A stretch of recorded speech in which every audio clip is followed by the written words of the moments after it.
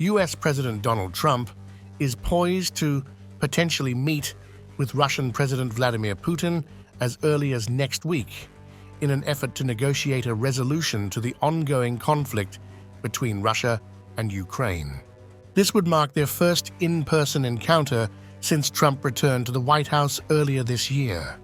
While such a meeting could represent a crucial turning point in the three-year-long conflict, there is no guarantee that it will result in a cessation of hostilities, given the significant differences in the objectives of both Russia and Ukraine.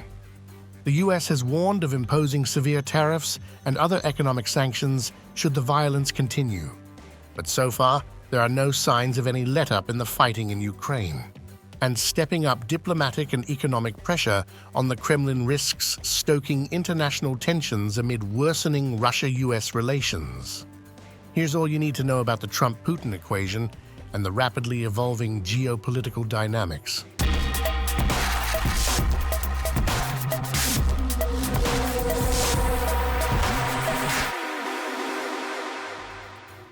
Analysts suggest Putin is delaying meaningful discussions and is instead focusing on prolonging the conflict as Russian troops strive to seize additional territory in Ukraine.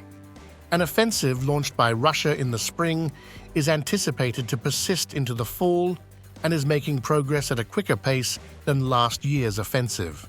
For Ukrainian forces, the conditions along the front lines are becoming increasingly dire. U.S. President Donald Trump has shown mounting irritation towards Putin regarding Russia's intensifying attacks on Ukraine, which aim to undermine the resolve and public support for the conflict.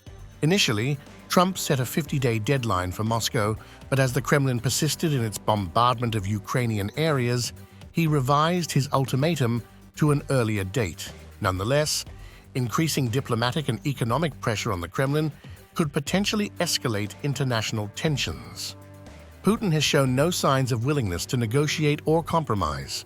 Rather, the Russian president, along with high-ranking officials in the Kremlin, has been emphasizing the military capabilities of their nation. Last week, Putin revealed that Russia's latest hypersonic missile, which he claims is immune to interception by existing NATO air defense systems, has officially been deployed. On August 5th, Russia further declared that it no longer feels obligated to adhere to a self-imposed ban on the deployment of nuclear-capable intermediate-range missiles, a development that could pave the way for a renewed arms race.